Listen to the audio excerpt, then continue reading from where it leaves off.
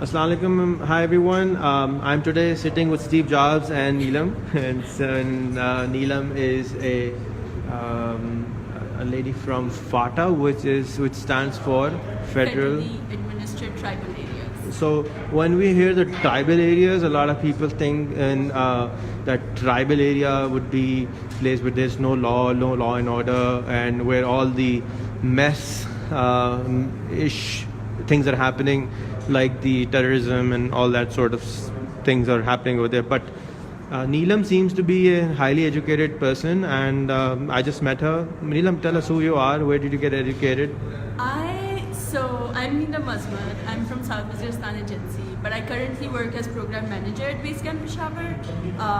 I did Masters in Development Studies from Institute of Management Sciences, and I've done Masters in Public Administration from Ohio State. And I'm a Fulbright scholar. So that's more or less academically who I am and what I do. Why did you become the way you are? Like, what were the circumstances with other women in FATA don't have, which you got, so that you became a Fulbright scholar, and other women, gazillions of them, are not? So I would say my parents, primarily because one of my parents were educated. So my father was educated. He could see the benefit of education. He definitely had to struggle a lot. And my mother, although she wasn't educated, she believed in his vision. And she had her own vision for her daughters and her sons to be educated. So their struggle for education, their struggle for coming out of a village where my father was the only person who was educated, with all the stigma attached to education, all the problems attached to education, all the investment that they had to put into their 7 children's education rather than buying a house or a car or whatever, was something that I feel like is the main reason why I made it where I am, and a lot of women don't. And other siblings, the other six siblings which you had, all were also Fulbright scholars? So one of them is a Fulbright scholar, one of them is an HEC scholar. She is an assistant professor in France. One of them is an engineer, one of them is an assistant professor here. So almost all of us are, we have done 18 years of education, all of us. Some are pursuing PhDs. So we're all educated, all aspiring to be PhDs. So hopefully we'll have 7 PhDs in South Waziristan soon. Is that all? I mean, are there not? And I'm pretty sure there are lots of others. A lot South of other Waziristan? PhDs? Yes. No? I don't know anything about the place. So okay, so there wouldn't. I would not even know where say it exists on the map. That's how illiterate I am when it about comes South to Waziristan. FATA. FATA in general. I think the thing with FATA is that a lot of people confuse it with KP, because FATA is predominantly Pashtun and then KP is predominantly Pashtun. So we kind of merge them together and forget that there's a huge legislative, judicial difference between these two. FATA is a lot different than KP. So KP is a settled area that is under the Constitution of Pakistan, that has all the rights as any province would have. FATA is under a different law. So FATA is, the Constitution of Pakistan excludes FATA in terms of that legally or legislatively or even judicially.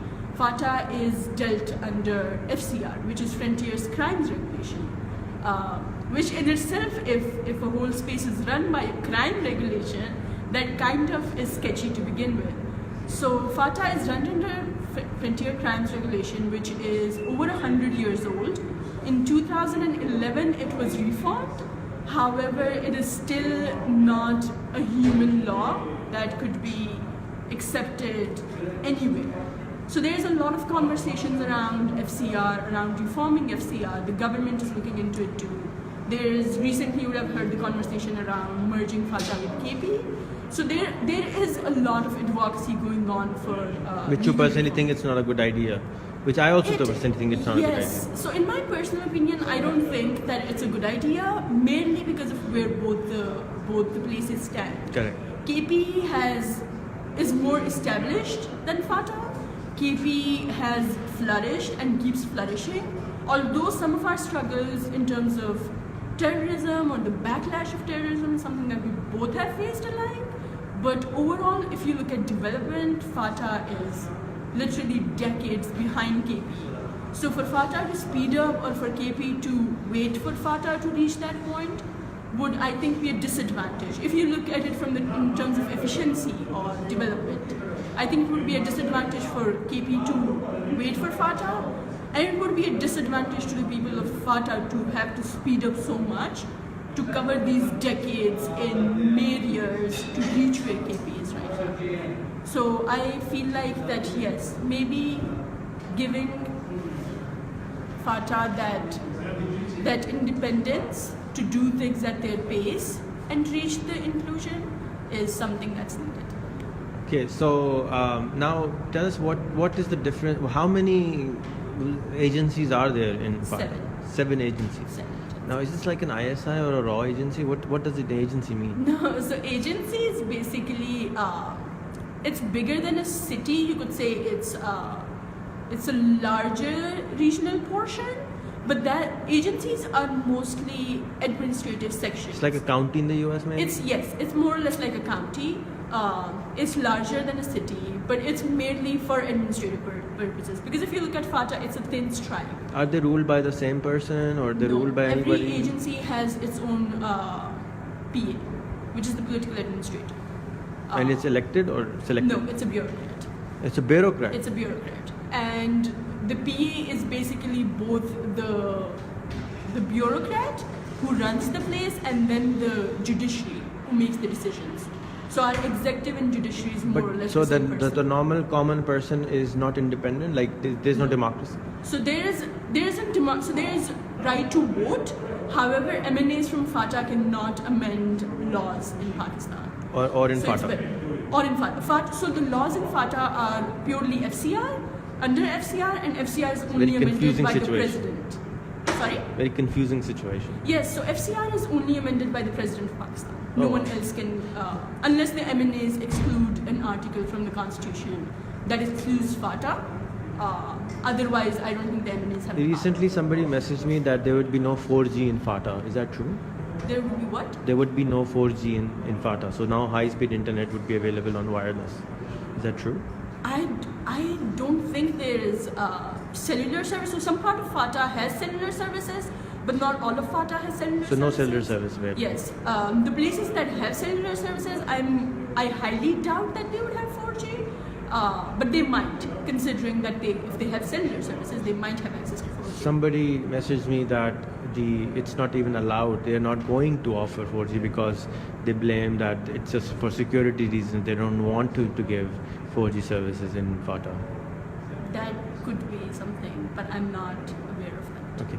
Now you're saying that from South Waziristan. So South Waziristan is one of the 7 agencies? Yes.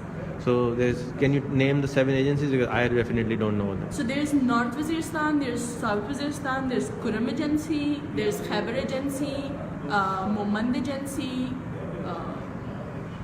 who else is there? There's Orakzai, there's a 7th one that I'm forgetting. Okay.